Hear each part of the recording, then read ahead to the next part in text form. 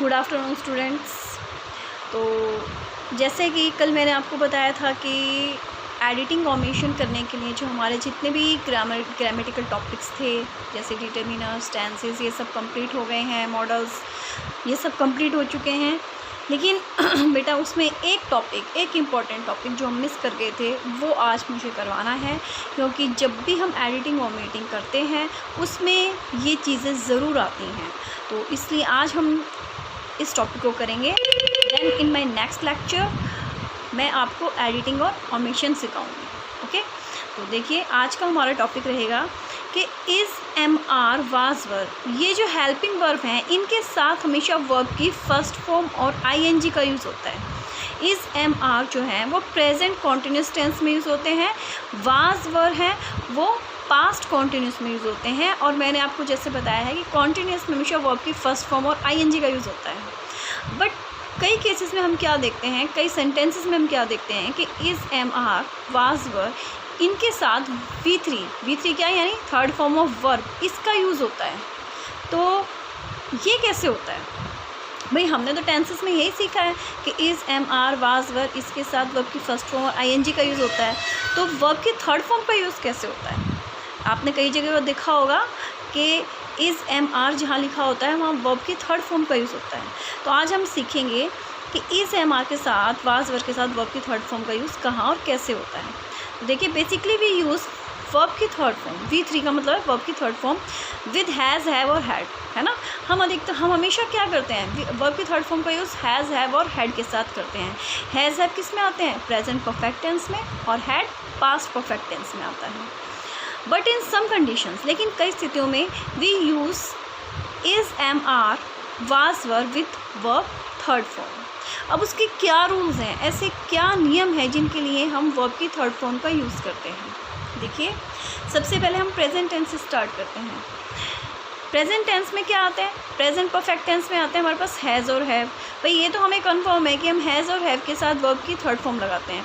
Ma'am आपने बताया था कि चुका है, चुकी है, चुके हैं, है ना, यानी जो काम हो चुका है उसके लिए हम हैज़, हैव लगाते हैं, उसके साथ वर्ब की थर्ड फॉर्म लगाते हैं।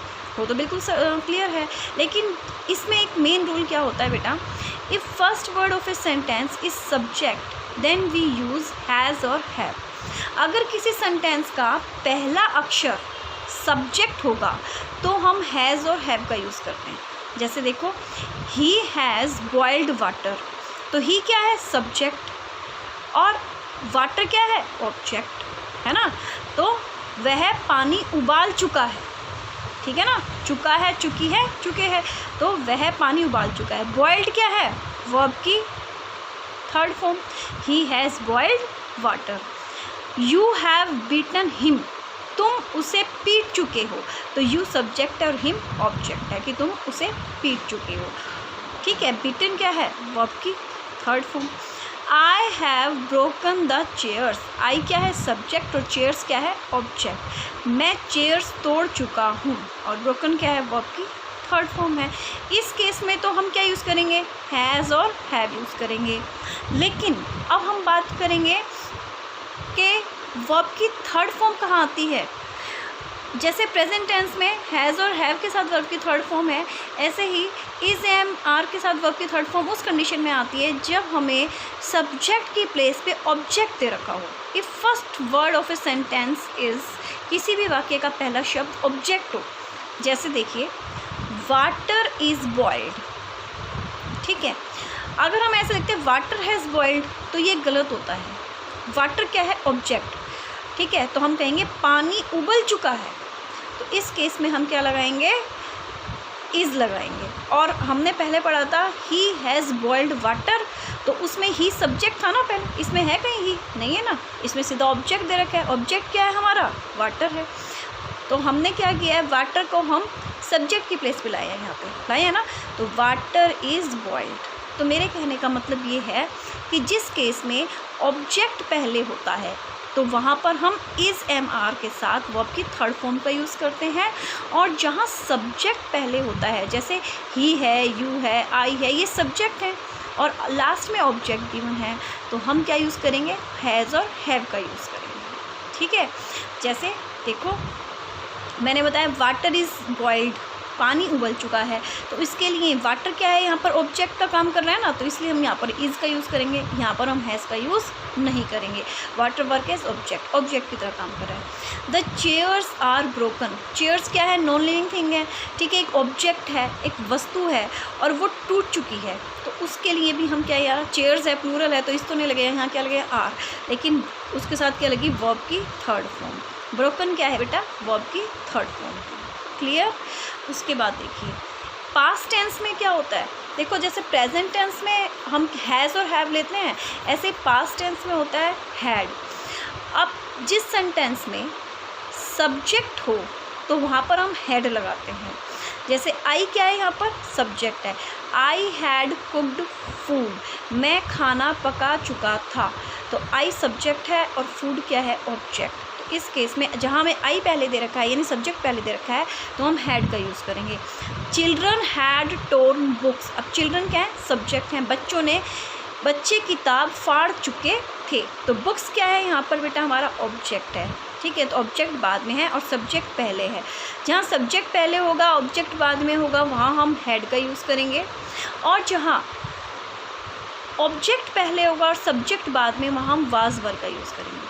किसी भी सेंटेंस में अगर ऑब्जेक्ट पहले होगा, देखो जैसे फूड वाज कुक्ड, अब फूड क्या है, ऑब्जेक्ट है ना, और खाना जो है वो पकाया गया था, खाना पक रहा था, सॉरी पकाया गया नहीं, पक रहा था, तो खाना पक रहा था, ठीक है, तो इसके लिए हम क्या लगाएंगे, वाज लगाएंगे। अगर यहाँ पर ये होता कि आई, जैसे यहाँ पर है आई हैड कुक्ड फूड, है ना, मैं खाना पका चुका था, तब तो हम हैड लगाते, लेकिन खाना पक चुका था तो उसके लिए हम क्या लगाएंगे, वाज लगाएंगे, ठीक है। अब द बुक्स वर टोर्न, किताबें फट चुकी थी, यहाँ तो था हमें पता था चिल्ड्रंस ने किताबों को फाड़ा था, बट यहाँ हमें पता है किसने फाड़ा है, नहीं, हमें सब्जेक्ट का तो पता ही नहीं, हमारे पास बुक्स क्या हैं, ऑब्जेक्ट हैं, हम सीधा बुक्स को ले रहे हैं, the books were torn. Clear. तो मेरे कहने का मतलब ये है कि जहाँ सब्जेक्ट गिवन होगा वहाँ आप हैज़, हैव और हैड का यूज़ करेंगे, और जहाँ ऑब्जेक्ट स्टार्टिंग में होगा वहाँ आप इज़, एम, आर, वाज, वर इसके साथ वर्ब की थर्ड फॉर्म का यूज़ करेंगे। ऐसे ही हम फ्यूचर टेंस में करते हैं। देखिए फ्यूचर टेंस में क्या होता है, if first word of a sentence is subject, किसी भी सेंटेंस में फर्स्ट वर्ड सब्जेक्ट होता है, then we use will have और साथ में वर्ब की third form. He will have beaten you, वह तुम्हें मार चुका होगा, ठीक है। He will have spoiled you, वह तुम्हें नष्ट कर चुका होगा, ठीक है, तो चुका होगा और इसके साथ क्या लगेगा, विल हैव, क्योंकि यहाँ पर ही क्या है, सब्जेक्ट है, दोनों जगह क्या है, सब्जेक्ट है, और यू क्या है, आपके ऑब्जेक्ट हैं। बट जिस केस में ऑब्जेक्ट पहले होगा और सब्जेक्ट जो है वो गिवन ही नहीं होगा, ठीक है, जैसे he will be beaten, he will be spoiled, वह नष्ट हो चुका होगा, वह पिट चुका होगा, तो यहाँ पिटने वाला कौन है, ही है, पीटने वाला नहीं है, यहाँ पिटने वाले की ही बात की जा रही है। ही विल बी बिटन, वह पिट चुका होगा, पीट चुका होगा नहीं, यानी पहले वाले में तो क्या था, ही जो है वो दूसरे की पिटाई कर रहा था, लेकिन यहाँ पर पिटाई किसकी हो रही है, ही की ही हो रही है।